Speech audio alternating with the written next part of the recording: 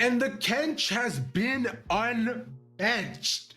Golden Guardians Academy comeback swinging in game number 2 in a pick that I'm very, very happy to see. In fact, I'm elated. I'm ecstatic. But one thing I'm more ecstatic about is to have my 2 analysts beside me to help me out, try to look at that game from a much more wider macro perspective. So Cage, bro, let's talk about GGA and this really honestly impressive game from both sides. This really did look like a different GGA, and by different, I mean the same that we've seen throughout the tournament. They were able to play a pretty solid early game. The mid game, they kind of faltered, but by late game, they found the picks that they needed, and I gotta think that the draft contributed a lot to this. Particularly, we can talk about the Kench. It was able to get this solo kill pretty early, and from there, Niles was just the giant frontliner that took forever to take down, and because they had the ability to stall out fights, Golden Guardians Academy was able to really outplay Team Liquid in the later stages. Yeah, but it wasn't without Team Liquid finding a little bit of ins themselves. You know, they did have some parts in the mid game where they were able to siege out a little bit to hold on and not bleed out a little bit too much. Just wait for the collapses to come in, find their team fights that they need to. You're going to see one right there as Nori just flashes right in and gets a slam onto Prismal. And that was the theme for Team Liquid. It was kiting and fighting, kiting and fighting. And for the first half of this game, it didn't seem like Golden Guardians Academy were too comfortable with the mid-game comp. We saw TLA just out team fight the daylights out of Golden Guardians Academy, but not even a minute later after one of those big team fights, it was Golden Guardians starting to find their footing back in, and it all started with the catch on Yan, and as you were saying, Cage, starting off with Newbie getting a lot of those picks. It's really just this Bard pick has been so great for Golden Guardians Academy in this game. There's just not a lot you can do as the Varus pick. You don't have the safety of the Xayah or the Ezreal to get away from something like the Tempered Fate, and because of that, Newbie capitalized on Yan in a couple of unfortunate positions and was able to completely annihilate the damage that TLA had been building up for so long. Here's the pick that we're talking about right here. There's no one around because the Baron had already been started by TLA, and as the game goes on, we see more splitting of the team fight. We see Golden Guardians Academy just getting the minor skirmishes that they need, and TLA, they can't pick the big team fights that they want. They can't get the poke down from Dokla that they want, and there's just nothing they can do to stop Golden Guardians. Yeah, they just started playing it like a pick comp, and it worked out really well off the back of Newbie being able to find all those Tempered Fates, being able to find those picks. And then after that, you have Niles following through the engagement of Newbie, and Niles can just draw out these fights for so long with the gray health and how he's built this game. And not to mention Prismal, he's shown why he's one of the top prospects. He was able to position beautifully, he was able to get a lot of damage in. You know, this play where they split TLA at the seams, Prismal with a beautiful true shot barrage ends up really getting that KDA loaded up by the end of this game. GGA, they had a game plan when it came to the mid game, and the moment they were able to get some momentum to execute it, they executed it beautifully. I just noticed that in that team fight, Rosethorn actually runs away from Minori. Like, the entire time he somehow gets away and puts a pillar in between them, which is beautiful. But Gage, close us out with this. I'm just thinking, like, as these games goes on, I have to think about what are the draft priorities for both of these teams. I mean, Team Liquid Academy, they run a very similar comp to what they did in Game 1, except Dokla now has to do the blind pick Jace, and I feel like that really bit them in the butt as this draft went on. The Kench, although unusual in the current meta, is a really good matchup in the 1v1, and because Niles was able to get ahead, that's what allowed all of this to happen. So I'm thinking that Team Liquid Academy, who have chosen red for this next game, are going to be thinking a little harder about the matchups for Dokla, because all of their successes with this roster have come from enabling Dokla to get ahead. So hopefully they'll be able to get there and maybe change up how this game went on. I do definitely want to give a big shout out to both Dokla and Nori. I know we were noticing how well they were playing around each other, especially in this game. We're mentioning at the top of the day, right, what kind of look we could get to see. But it still seems as though with every single game that goes on, they're both definitely on the same page, right? They both know what they want to do. So I find that Team Liquid at this point are still executing to their composition. They're still doing really well with what they drafted for themselves. But GGA, at this point, right, when it gets to a certain like apex in the game, suddenly things immediately turn into their favor. And the stat brought to you by Mad Magical is, I think, wonderful. That GGA now are 7-1 in terms of wins to losses or games that go over 35 minutes.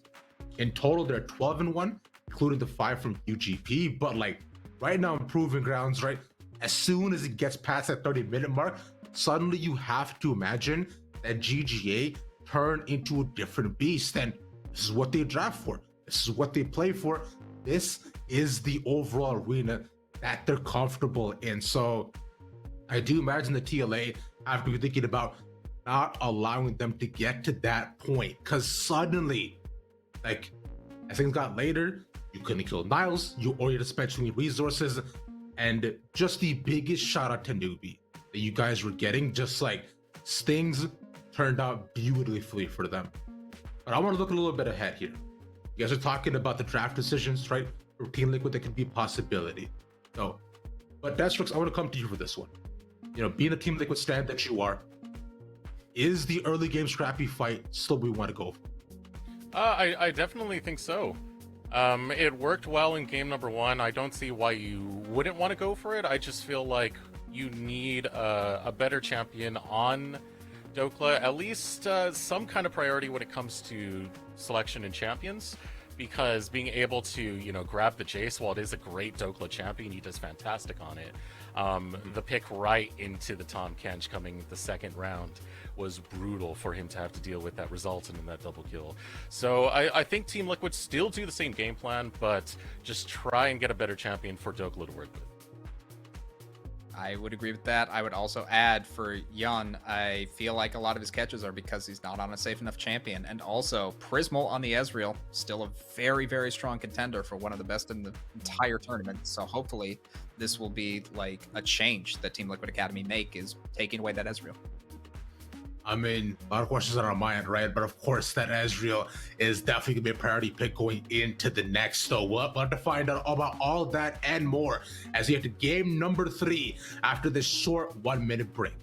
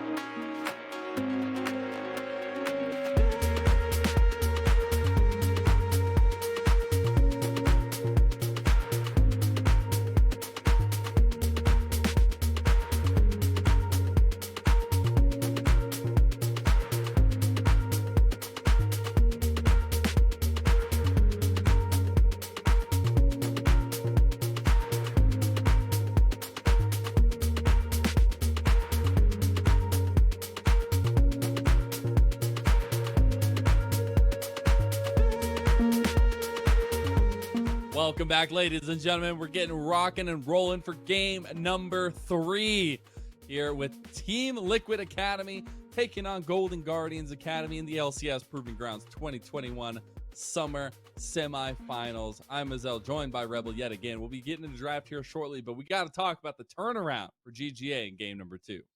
Yeah, how about being able to actually get into the game plan of getting past the 30-minute mark? Our desk talked about that win condition of being past 35 minutes and how impactful it is, how much they want to play for the hyper late game strategy. That is something you have to pay attention to. And before the series had started, we didn't get much of a chance to try to identify this, but we were considering things, which is number 1, Team Liquid. What are they going to do? Are they going to attack early, or are they going to try to match some of the late game?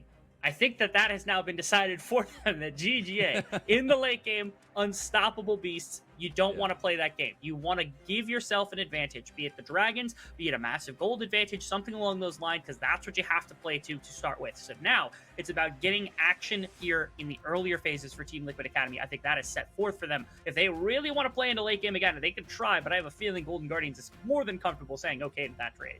Yeah, especially with the way the last game went down. Like, literally, like, no kills going in, like, 25 minutes. Then we just got the explosion when GGA felt confident. Now we are already getting into the first picks of the game. I want to highlight, we're not getting a change-up of size for our third game in a row. GGA ban away the Aurelia, the Cassiopeia, the Thresh on that blue side. On TLA's side, they ban away the Kindred, Rose Thorn's pick here, TF, as well as the Ziggs. And it's potentially looking like a first pick for Rise. It's the first time it's actually made it through the ban phase in this series. And with the Kindred ban, it's a focus at Rosethorn, but also it's supposed to be one of the better counters to the likes of the Trundle. And so my expectation here is that, you know, you give up Rise. Now Harry says, okay, I'm going to go into LeBlanc, into Rise, knowing that that's going to come about, as he hasn't played Rise at this tournament. He's played everything but Rise at this tournament. And then they snag themselves up the Trundle, knowing that Inori, extremely good at that champion, has a 100% win rate in a couple of games that he's had inside of Proving Grounds for this Team Liquid squad on this champion. We will. I still love to see the Trundle kind of coming in. Not the biggest fan for me, but I like to see it utilized throughout these team composition, and especially the way that it's utilized in the later game, the team fights, things like that as well. It is the Lee Sin, though, locked in for Rosethorn. Little flexibility available there, but expected to go that way, as well as the Jace, be picked up this time by Niles. There's no bot lane information this time whatsoever either, as Varus has yet to be taken, and it's this time, oh goodness me. Dokla, he's played only like the handful of champions. He's had the Camille, he's had the Set, and then of course now the Jace has also been added into that one as well. And this time, the skill matchup. You want to talk about gauntlets thrown down? It's been twice now that Dokla's done it. It is now this time that Niles has said, now I want the better of these two, taking his kind of trademark Jace into and challenging the Camille of Dokla that popped off so hard in game number 1. I was just about to say, I might have short-term memory, but I will not forget that performance from game 1 by Dokla, sitting at like 8-0, just absolutely taking on everything that GGA could throw at him. We'll see that top lane matchup already decided here. We'll figure out how that works out in that skill matchup. But now, all eyes point to the bottom side of the map. We saw it come heavily into influence last game, and this time around, we will see that in the second phase, as we do have the Varus banned away, as well as the Ezreal. So no more of these ADCs that we've seen every game so far. Now, we see a number of different kind of possibilities that pop up now, but given that, you know, you have Prismal, you have Yawn, there is no Ziggs available, and there is no, like, Ezreal available. Rakan getting pinched off, I think, is important as well, as you don't want something that's going to be able to roam if you can find something else. You know, Prismal has even dipped down as far as, like, the Syndra in his pool to make sure that he can play something that can sit in bot lane and not have to worry because it scales up in the later phases. I wonder what kind of concoction they can come up with here for the likes of Prismal and Newbie to be able to keep this kind of strategy going for the later stages of the game. You do see the Aphelios joining that ban table here, so a little bit more of that late game security coming down off the board at least. And one thing that did point out, or at least stand out to me, was the Bard last game around. It's not going to be banned this time as well. The setup was huge. Those Tempered Fates are literally what won Golden Guardians Academy the game by being able to catch out Yawn. And this time, it's going to be piloted by Ayla. Two of the players who have actually pulled this out in Proving Grounds are Ayla and Newbie. Newbie's played it quite a bit. Ayla willing to take this one away. You saw how powerful Newbie was on that champion, being able to kind of counteract some plays that had come through. The ultimate being extremely good for punishing the positioning of Yawn when he's on something immobile. Insanely good setup. That's taken now by the side of Team Liquid Academy, who also, even further, you've got a Trundle, you've got a Camille. If you got push, it's very easy to commit with a Rift Herald or something along those lines to get into towers. You don't want the Bard kind of denying that. Are we really getting this late in the game? We are in semifinals. We are in lower bracket finals. It took us this long, and finally we're gonna get Seraphine Sona on the bottom side. Talk about something else, okay? I don't want to see this. No way. All right, thankfully, it looks like we probably get away from that one. But the Seraphine itself is locked in. I do want to talk a little bit about that because it's something we haven't seen as much of here in recency. But I do still really like the pick, especially the way it ties together the other pieces. And now, especially with the Ashe, you just can't get away from it. Yeah, it's a very difficult combination to play to. And while this isn't the same kind of like arena that like an Ezreal or a Ziggs would be in, with like this hyper focus towards getting out of the laning phase as quick as possible, it's something to at least pay attention to, because you've got like Seraphine ultimate for massive amounts of setup, and Ashe as being an option as well to be able to use the hawk shot to help out Roaster. I know you're over there cheering as much as possible because your favorite bot laner just got locked in. Yon on his Jhin, something that sets up very well when he trusts the remainder of his team to carry and be able to put out damage. He oftentimes can resort to this pick being something to help set up everything else across the way. Seeing it into the Ashe, gonna have that possibility of being able to punish in that regard, especially with like the immobility that Ashe has. Any amount of damage being put out by Bard, the ultimate, anything like that sets up for these Ws, for these ultimates to punish from a range. I'm just loving that we're in a meta where it's not a troll pick to pick Jhin. It's actually worth something. And especially for me, it's the setup for the rest of his team, right? You have a decent amount of damage to the Jhin, but the utility setup is huge. And especially when you're looking at the rest of the pieces here for TL, they definitely want to get off the ground running. They want to get a little bit of gold in their pockets. They want to start getting those skirmishes early. That's the focus that we're setting up for TLA. And Jhin utilizes that and helps with that a lot. So I'm very excited to see their composition come together as a whole. On the other side, you got some serious confidence picks coming out from GGA. They whip out the Jace for Niles this time around. The Rose Store and Lee Sin's going to come out. Rise making it for the first time. And then we get the solid Ashe Seraphine bot lane. Both these teams knew what they wanted to get coming into this third game of the series, wanting to leap off of the third game. And it's all going to come down to execution on the map, Rebel. That it will. I'm happy that GGA, they go into a range type composition where they've got Jace, Ashe, Seraphine, which is basically unrespondable. And now Team Liquid Academy, they are relying on some of their kind of more standing members. With Yon and Isla having played for the entirety of the split, feels like the Jhin and the Bard are your best options for closing that gap outside of like what would be like flash and hook shots or pillars of things coming out from Trundle. But it feels like the Bard and the Jhin are going to have so much ability to help close this gap to get on top of these ranged kind of damage dealers from GGA to make sure that Team Liquid Academy have semblance of a team fight. We got to see what semblance they do have. We're going to send it to a little break, but we'll be right back with Summoner's Rift and the action of game number 3.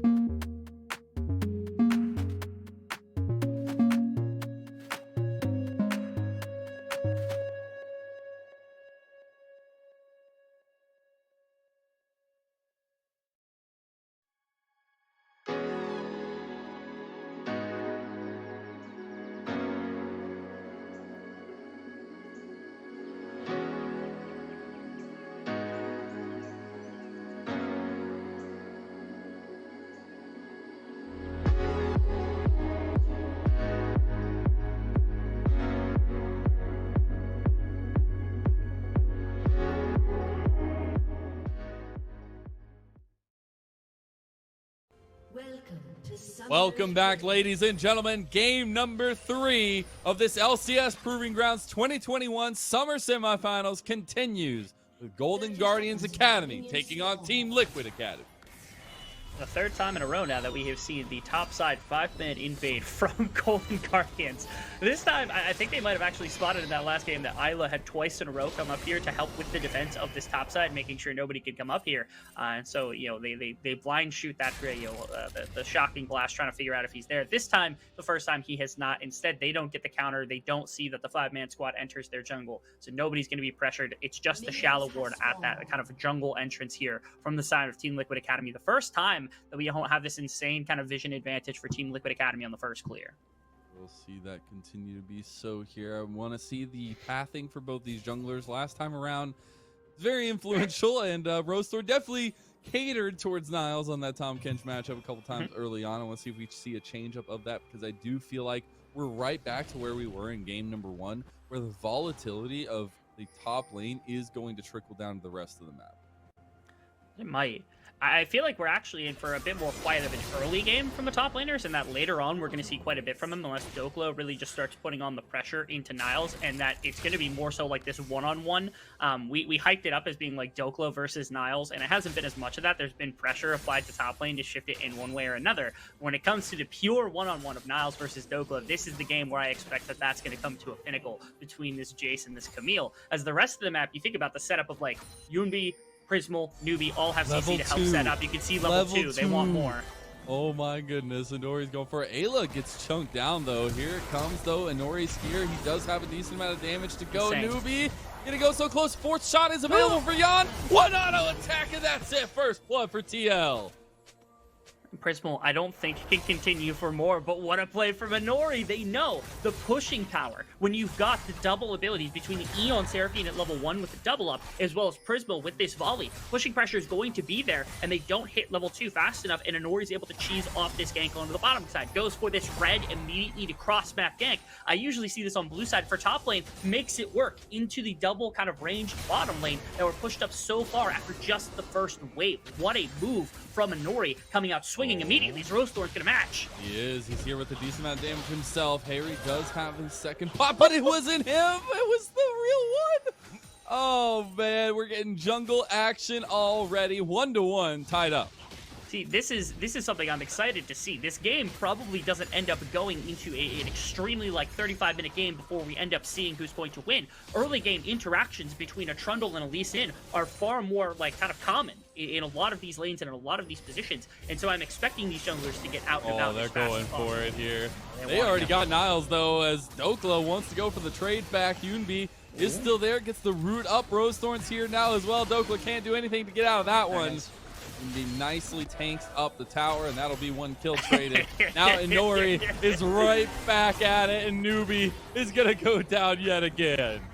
Not letting Jan get that with a 4-shot because he had it locked, loaded, and ready to go, but Inori going to snag that one up just so he has some more gold to respond to Rosethorn picking up that kill on the top side of the map here. As you can see, cross sides, trying to put Dokla down after that amazing game 1, not shocking from the side of GGA, using this Lee Sin with this Jace, trying to put some resource into the Jace as well to get some money so that he could start to challenge from a range into this. But bottom side, again, it's Team Liquid Academy putting more faith into Jan and Ayla to be able to put out some of this presence across the map, to be able to deploy faster than Prismal and Newbie as quickly as possible, to have the effect of like the Bard ultimate, the W, and the ultimate from Jhin from a range to set up some of the plays for Team Liquid Academy. And that mid game can get so strong and so snowbally. That's what we're looking for TL to get a hold of and to utilize, as we're going to be looking at that mid lane gank by Rosethorn. I believe right before the clone comes through, yeah, it was the W from Rise that caused the clone to come out. And so they knew for a fact it was never going to be the one that was running. He was like, I just So pressed my important. root button. So that was a good little bit of information coming out. Well played from Yunbi. This dive came a little bit crazy because, again, the dive setup was coming out from Niles. He was shoving this wave, making sure, trying to jump off Dokla. I want to see what happened in the initial portion because Dokla put out a lot of damage to Niles. He did. Level 4 was here. Ignite as well, all burnt. It was just a nice eat, kicking him out, and then there was nothing to be done right here as you had two members after the gank mid lane. Yunbi was able to push it out. Rosethorn was already on his way up to the top lane. And then the response, of course, from Inori. He's punishing the two flashless members. Instead of going for Prismal, opts for Newbie. I think if red buff is here, you almost certainly pillar off Prismal and you go for both, but instead they just take the one kill and match what had happened across the map.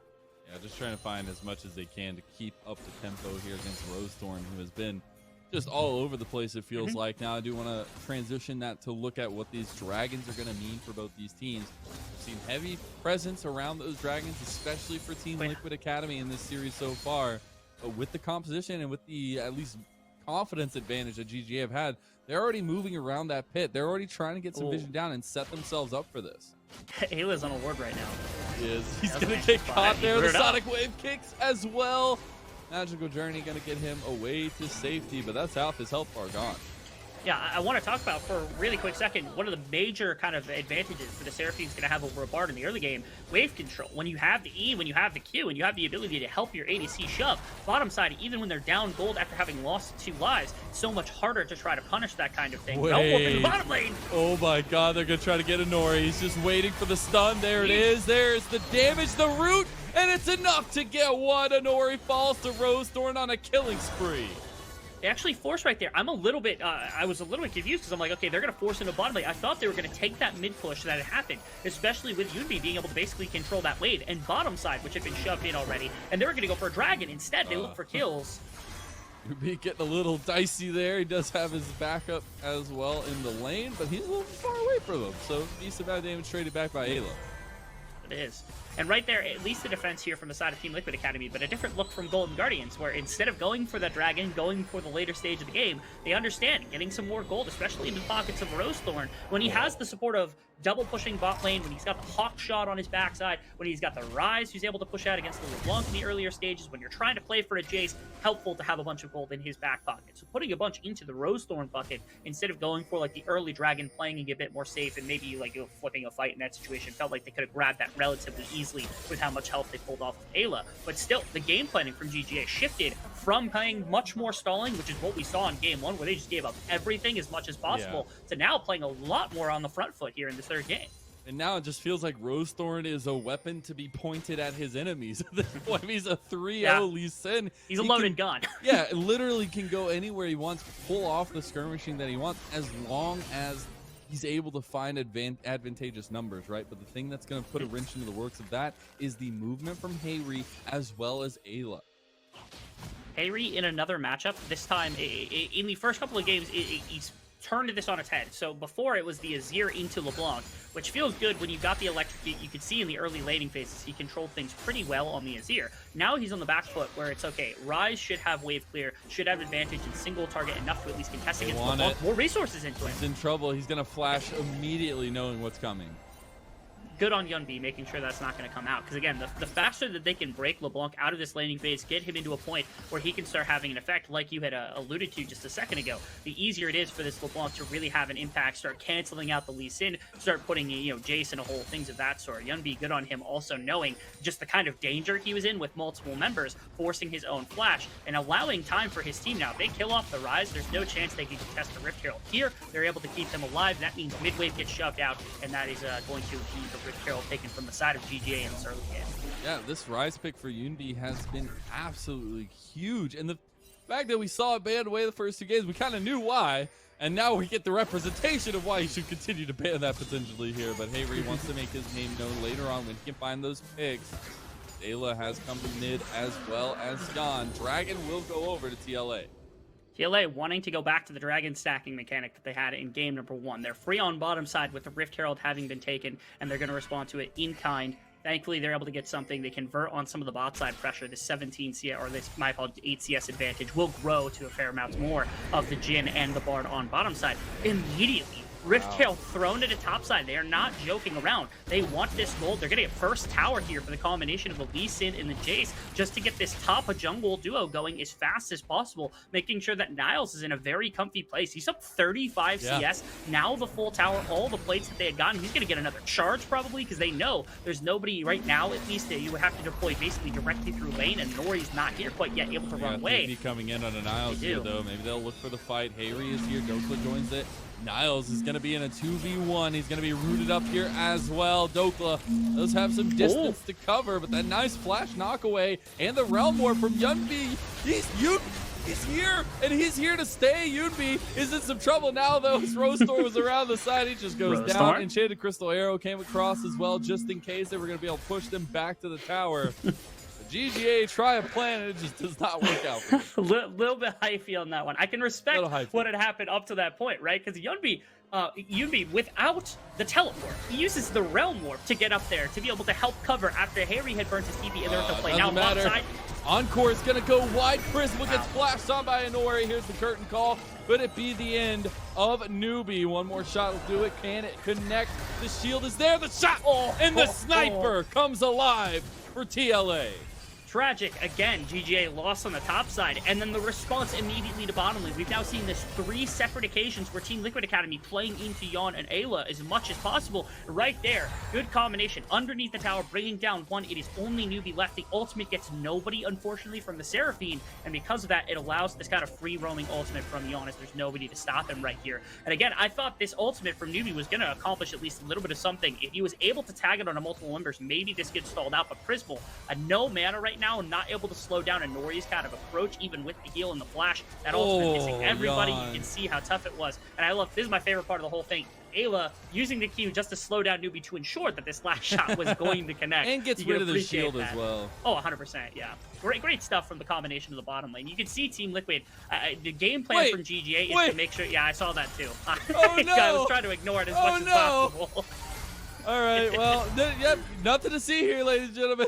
There's not a flashless Jhin down in bot lane at all. And Shady Crystal Arrow is going to go wide. They are trying to punish that here down in the bot lane, though, as Rose Thorn not going to connect the Sonic Wave either. Now Dokla on top side. Niles overextended in the side lane. We'll see if the other two can join. Inori and Hayri are here, and Niles is looking like another death, or a death at least, going to go over to Dokla.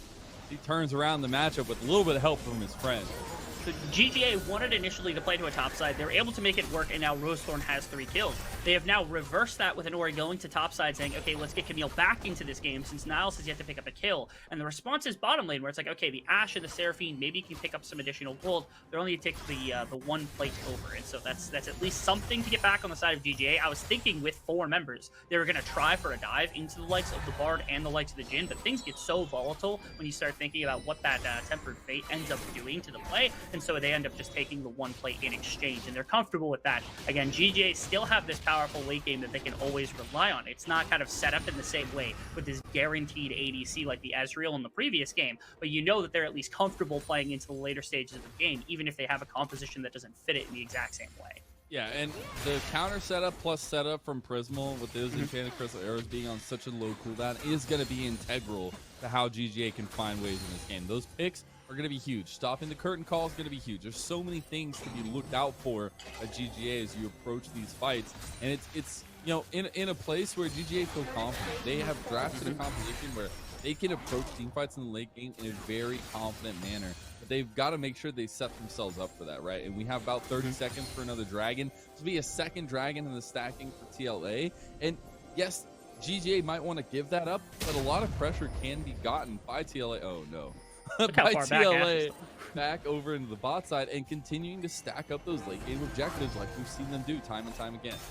You can see this is traded bot side where Yawn is picking up quite a bit, and they're going to go for the dragon. And the exchange is for top side pressure pretty much across the board. That top tower wants to be the target of affection from the side of GGA. You also see that the Sin's here as well.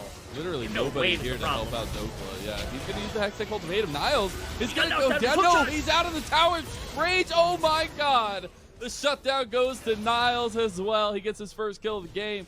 Some turret juggling there, but GGA come out on top with it. That's going to be top inner in the kill going into the pocket of Niles, which is a large amount of gold in exchange for the second dragon of the game here for the Team Liquid Academy in the bottom tower for the likes of the Jhin. Jhin, insanely powerful with the Yumu's build because he's got this very quick lethality, very easy to throw auto attacks, especially that 4th auto attack shot in, but it is the Jace who has this unrespondable damage in the later stages that GGA are really trying to get going. Not to mention with all this topside residual setup from going for that tower, they can look for a rebound off this back into Rift Herald, which is just now spawning in the next couple of seconds, is exactly where Rosethorn is going to be. So thankfully Prismal, knowing that that bottom tower was going to go down, didn't stick around, didn't get punished, walks into mid lane, able to help out his team, and now Rift Herald's going to be on the back pocket. Eventually, advantageous play for Golden Guardians, and especially with that gold going on to the Jace. You've got to love the way they just played that situation from a macro standpoint. Yeah, being able to trade things and being okay with trading things is super important to grasp as a team, and GGA have done just that in this one, and especially have shown us that throughout their games in the Proving Grounds, right? Being able to stay calm, keep a cool head, and find what succeeds for your team. Now they have this Rift Herald looking to pressure more of top. Maybe they could just unlock an in-hit tower early on, get that pressure towards bot side, make sure to continue or at least stop the stacking of dragons from TLA. But it's a lot on the back of Rosethorn here for the Lee Sin to set up the macro, it seems. It is. The coverage necessary from Lee Sin into one of these side lanes is helpful. Although, on the other side, Team Liquid Academy, when they're leaning into a play, they require a Nori there. So it feels like both junglers are kind of just like the absolute necessity for any kind of early types of plays to be able to work with here. And especially into this mid game, that's going to be something to watch as well. Now that you have Yunbi on the bottom side or on the top side in the solo lane against the likes of LeBlanc, there's not much to be said about that. But eventually the wave clear is going to go into the hands of Rise. And that's going to make it it so that Yunbi is going to scale very well into the later stages, make it difficult for Nori Dokla to jump in without any of that magic resist to deny him. And on the opposite side of the map, of course, you still have Niles, who is now loaded with gold. You've got this double bot lane combination after they soaked a bunch of pressure. You still have this insane Crystal Arrow and this Encore coming out from the Ashe Seraphine combination to threaten what is the long range engage from Yon and Ayla. And so now it's a question of with 2 dragons, does Team Liquid Academy have enough to be able to flex for the fights that are coming in for these next few dragons coming in? So that they can, not just bend and fold to the late game team fight that GGA is trying to set up with all this range and all this engage. Yeah, the side of GGA is definitely looking towards bot side right now. They brought a bunch of bodies that way, trying to take down this outer tower here with the Rift Herald. They accrued and set themselves up with a little priority towards the bot side of the map, but it was a top reset from TLA as they head back towards the mid lane to try to regain that priority. Ayla is going to be caught here. Shock Blast comes in, accelerated at that, and Ayla just gets about half his health bar chunked out. Yeah, the use of the Crystal Arrow so far in this game has been a lot towards plays, but hasn't found too much right there. Able to burn at least a little bit of resource to heal off of Ayla right here, and also pushes back this team. They're able to see quite a bit. Oh, Niles, he gets caught on the other side of the pillar. The knockback into the Encore. The damage follow-up is not there because of the Tempered Fate. Now you've got Yunbi and Rosethorn who joined with a Realm Warp. Everybody from TLA has to get out from under the tower. No wave, unfortunately, so they can't keep pushing right here, but you can see both these teams are attempting to flex. Team Liquid Academy keeping their wits about them, not losing anybody, and keeping a bunch of their cooldowns right there. That's Ashe Arrow, that's Seraphine Ultimate, that's Yunbi's kind of Realm Warp, all off the board. The only thing they've got left is Dragon Kick in 1 minute 22 seconds. Those cooldowns should come back, but it opens up space for Team Liquid Academy to try to claim back pressure in the river, pressure around this dragon, so that they can test for that, move themselves to soul point to potentially look. On the other side of the map as well, this whole time, Doka was able to get a bit more gold, taking that top inner tower, shoving in the wave, able to get a bit gold back into his pocket so that maybe in this side lane, not going to suffer too heavily when he's up against the likes of the Jays. And that's what's huge to me is the push and pull we've seen. Golden Guardians Academy, while only having gotten 1 Rift Herald so far in this game itself, have still been keeping TL on their toes here. Yes, they're 1 dragon away from a soul point, but it's not something that GGA feel worried about, right? Their team fight has shown consistency. You land that Encore Enchanted Arrow onto somebody with all the members there, they are dead, 100%. So it's all about the setup for GGA and for TLA trying to find these picks beforehand, as we see Hayri going for right now. The pillar as well are going to be utilized. Dokla on the side was waiting for the flank. Now we see GGA move in from the mid lane towards this dragon pit. You can see that the siege is real. When you get this Seraphine ultimate back, when you have this Ashe ultimate, there's so many tools to try to engage from a distance, and that's why Team Liquid Academy, they feel like they need to be in the river as fast as possible just so that they can contest, because otherwise, if you're just out in the lane, there's so many ways for members to get picked off or for things to be forced out in that regard. So they're keeping the vision behind them. Prismal, there's the catch out though onto Nori. Tempered Fate gonna catch Prismal and Niles now. They don't have a follow-up. The curtain call's gonna get him. Yunbi goes down, the 4th shot slows him down as well, and there's the follow from Dokla, but it's still a 4v2 here, and Ayla not going to get Dragon Rage pick, but Dokla is the target. Nice peel back, big 5-man Encore, but is it enough to turn it around? No, it is not. Hayri and Yan have too much damn damage, and TL will come away with the fight. The damage dealers of Golden Guardians Academy aren't there to follow up on that insane Encore. Newbie finds an amazing angle off the back of that kick off of his own Lee Sin from Rosethorn there, but everybody's dead before that fight even starts. I don't know how it was that Yon found that bullet onto Yunbi somewhere in the midst of that 4-man squad, because that was insane. We'll get a chance to see it again, but again, it's all this positioning. It's so hard to find this perfect engage angle when everyone's clustered together. You can see, even with an ultimate onto a Nori, he blocks it from Hayri. There is no follow-up. The Bard ultimate sets up something trying to defend a little bit. How did he sneak that around Niles and Prismal, man? How? They were golden. They didn't have any. They literally could do it as coming out of it. You just don't have enough movement speed to get in front of it. Incredible. That was a huge pickoff, and that's exactly what I labeled out for TL going into this fight. So They've got to find the pickups, and yes, Newbie's attempt is huge, but there's no damage, like you said. And Hayri right there at the end of that fight, able to clean up a couple of kills off the back of that. There was CC that had come through from Dokla. He ended up going down on the back end of that fight. But still, the follow-up from the side of Team Liquid Academy from that range was able to close things out. Golden Guardians, you could see their team fight is menacing when you can hit multiple these big capture kind of ultimates, catch outs in some of these fights. The Execution, big though. encores, yeah, you said, yeah, execution, and especially keeping these damage dealers alive, being able to keep Niles and Yumbi in the fight while that comes out so they can capitalize on it. Curtain call comes out as well. Niles, you're in some trouble, buddy, and Jan gets the kill. This lethality Jin is on fire right now. Rosethorn wants to try to get him a fire of his own, but he's just going to be dragged out here as well. Temper Fade on the back. You got no carries anymore, GGA. What you gonna do when they come for you? TLA are going to take him down. A double kill for Hayri, and that's just put to the mid lane.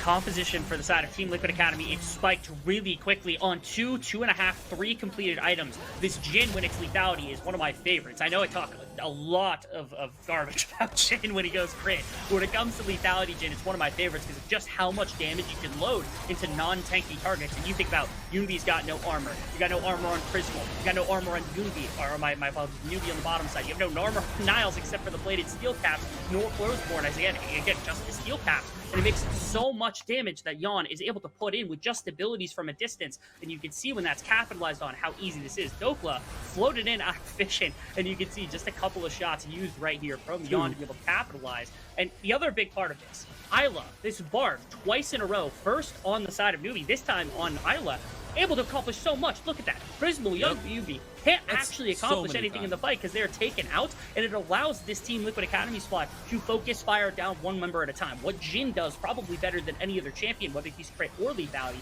and it's opened up this mid game excruciatingly well to now what is a 5,000 gold lead in preparation for Soul Point. Yeah, when we've got 3 item spikes, Lord Doms is completed for Jan on the Jin. I mean, he is going to be shredding the semi-tanky Elfars that GGA are representing. But this is a mid tower going to go down looking like an inhib as well. Meanwhile, GGA were trying to find a trade back in the bot side of the map. They're just going to lose their base. They are not going to have any response so far to what is this onslaught of the Baron that has come through from Team Liquid Academy to be able to push this gold advantage further into their favor. This is the second time now where what we've seen is, like, even when the strikes are back and forth, with things seem relatively even between GGA and Team Liquid Academy, it is this early mid-game shift in this, like, second, third dragon area that is so pivotal to both of them right here. And when Team Liquid Academy wins it, that is when they've looked great. Game 1, that was the case. In Game 2 or Game 3, this is looking to be the case. And so maybe this is the secret sauce. This is what Team Liquid Academy needs, is the ability to kind of close the game out around this dragon and control that they've had kind of some of this mid-game in most parts. It's been absolutely impressive, the macro play that has come out from Team Liquid Academy. And here, Prismal didn't have the Enchanted Crusader, tried to use it to catch out the top lane, but not finding it. Now they don't have the initiation here, besides Rosethorn or Nubi with an on-4 Dragon Rage pick play. And it's so rough because they're just being sieged down by all these lanes at once with the Baron buff. I can talk about at least a little bit of what a composition, like how big of a difference this composition looks from normal.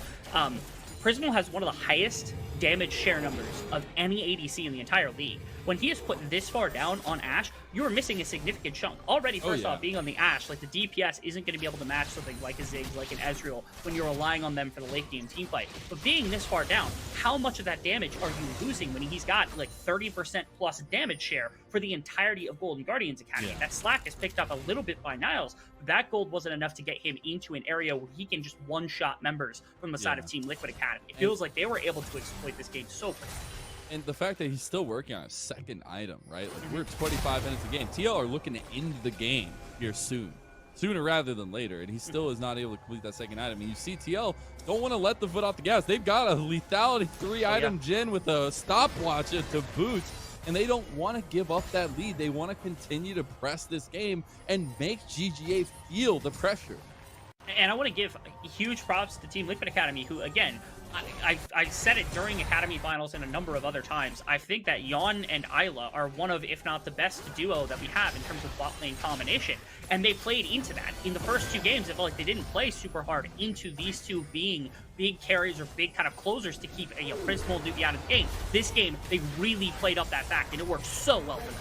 Dragon already down. That's Mountain Soul completed. Now they feel confident for the re-engage. Rosethorn just caught. There's the curtain call coming to take your life. Hayri gets one. Nubi almost obliterated by the second shot. And we will see them trounce, them douse. And that'll be the Realm Warp out. But it's not enough to get everybody, as Nubi is not going to survive the trip. He got lost in the warp. and that's going to be TLA putting the finishing touches on game 3. 20 seconds left until people show up. You got TPs, you got 2 TPs. They're just going to go for the kill There's no shot. I don't way. think there's anything that they can do to stop this onslaught that's about to come through. It would require a miracle here from the likes of Frisbel and Yoonbi, but I just don't think they have it in them. Yeah, this is almost certainly the end. We thought GGA had bounced back with game number 2, and they did. But game 3, it's TLA who show them who's boss by taking this game with an 8,000 gold lead. 27 minutes in, they just got to put the final touches here on the GGA as they will go up 2-1 in this series and put us to match point for the semifinals. Game 1 was rough.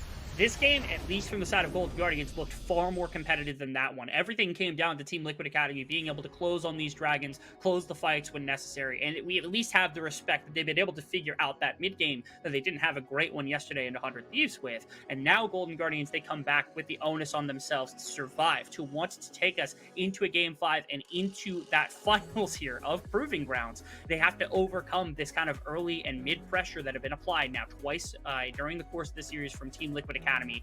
Golden Guardians, what do you have up your sleeve? Because this is the time to bring it out. You don't have any more games from this point. You got to win out if you want to go to that finals. You got to. You know, the revenge match is there waiting for Golden Guardians if they can pull out this series, but TL want to deny that completely. We got a game number 4 coming up after this, but first, we're going to send to a little break. On the other side of the break, we got the analyst desk breaking down game 3.